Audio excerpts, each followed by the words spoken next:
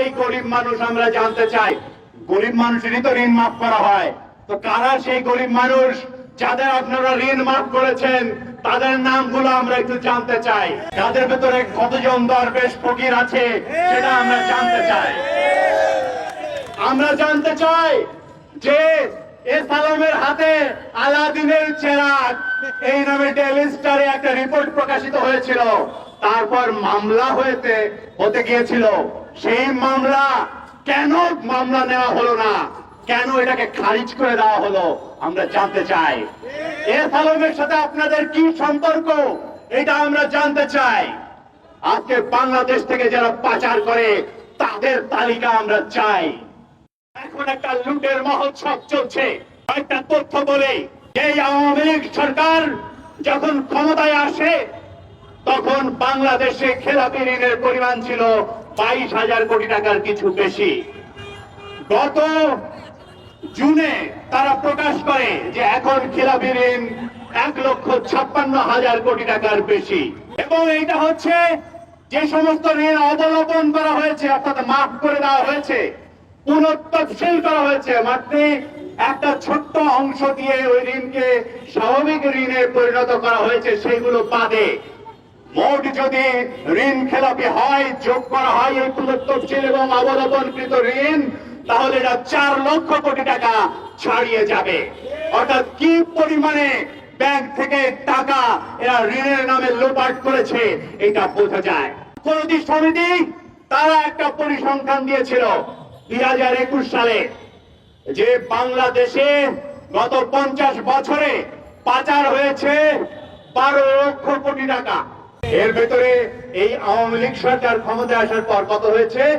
10 লক্ষ কোটি টাকা।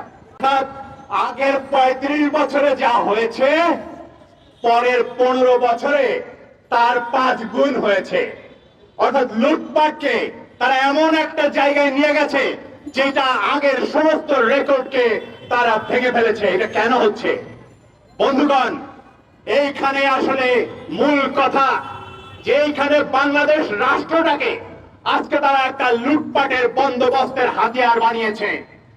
কয়েকজন বড় বড় শিল্পপতি, রাজনীতিবিদ, আমলাতন্ত্র এদের হাতে আজকে বাংলাদেশের সমস্ত জনগণকে জিম্মি করে তাদেরকে নানান ভাবে সুবিধা দিয়ে তাদেরকে পাচার লুটপাটের সুযোগ দিয়ে আজকে বাংলাদেশকে কুক্ষিগত করা হয়েছে কয়েকজন মানুষের হাতে। যে ব্যাংক আইন করা হয়েছে সেই ব্যাংক আইনে বলা হচ্ছে এক পরিবারের 4 জন ব্যাংকের পরিচালক হতে পারবেন এবং তারা পরপর 3 বার 9 বছরের জন্য নির্বাচিত হতে পারবেন। মানে ব্যাংকে একটা চিরস্থায়ী বন্দোবস্তের তারা ব্যবস্থা করে দিয়েছেন। ব্যাংকে তারপরে একবার বাদ দিয়ে আবারও তারা হতে পারবেন। অর্থাৎ ব্যাংকে একটা চিরস্থায়ী বন্দোবস্তের ব্যবস্থা করেছেন। একটা অর্থনৈতিক জমিদারি থেকে বাংলাদেশে আজকে এরাই একটা রাজনৈতিক জমিদারিতে বাংলাদেশকে পরিণত করেছে। আজকে ভোট ছাড়া তারা সে কারণে ক্ষমতায় থাকে এবং এদেরই সরকার হিসেবে এই বর্তমান আওয়ামী লীগ সরকার, শেখ হাসিনার সরকার তারা দায়িত্ব পালন করছে। ফলে আজকে নতুন যে ধরনের ব্যবস্থা নেওয়া হয় সেখানে দেখবেন ব্যাংকগুলোকে একীভূত করা হচ্ছে। ব্যাংক একীভূত করার মাধ্যমে আসলে কি হচ্ছে, যে সমস্ত সবল ব্যাংক ছিল সেইগুলোকে ওই সমস্ত দুর্বল ব্যাংক, এই দুর্বল ব্যাংকের সঙ্গে একীভূত করে সবল ব্যাংককেও দুর্বল বানানো হচ্ছে। যাদের বিচার হওয়ার কথা ছিল, যারা এই লুটপাটের সাথে যুক্ত, তাদেরকে কি করা হচ্ছে, তাদেরকে নতুন ভাবে একীভূত ব্যাংকের আবার পরিচালক হওয়ার সুযোগ দেওয়া হচ্ছে। অর্থাৎ যাদের তিরস্কার দরকার, যাদের শাস্তি দরকার, তাদেরকে পুরস্কৃত করা হচ্ছে। এই হচ্ছে ব্যবস্থা। এই ব্যবস্থার অধীনে আজকে বাংলাদেশ চলছে। আজকে লুণ্ঠনতন্ত্র কায়েম করে বাংলাদেশ চলছে। ফলে আজকে আমরা দাবি জানিয়েছি খুব স্পষ্ট ভাবে যে বাংলাদেশে এই ব্যাংক আইনের সংস্কার করতে হবে। এই ব্যাংকে জমিদারি সুলভ কর্তৃত্বের অবসান করতে হবে। আপনারা সাংবাদিক প্রবেশ বন্ধ করে রেখেছেন, বলছেন যে সাংবাদিকরা ভেতরে কেন ঢুকবে, সাংবাদিকরা কোন দেশে ঢোকে? আমরা অনেক দেশের নাম বলতে পারি, এখন এটা বলা শোভন হবে না।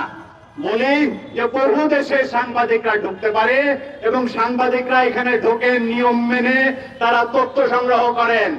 আপনারা আপনাদের আস্তিনের তলায় কি লুকিয়ে রেখেছেন সেটা সাংবাদিকরা আসলে দেখতেও পারেন না। আপনারা যা তথ্য দেন সেটাই সাংবাদিকরা প্রচার করেন। সেটাতেও আপনাদের আপত্তি কেন? কারণ আপনারা লুটপাট এমন করেছেন যা আর সামলাতে পারছেন না।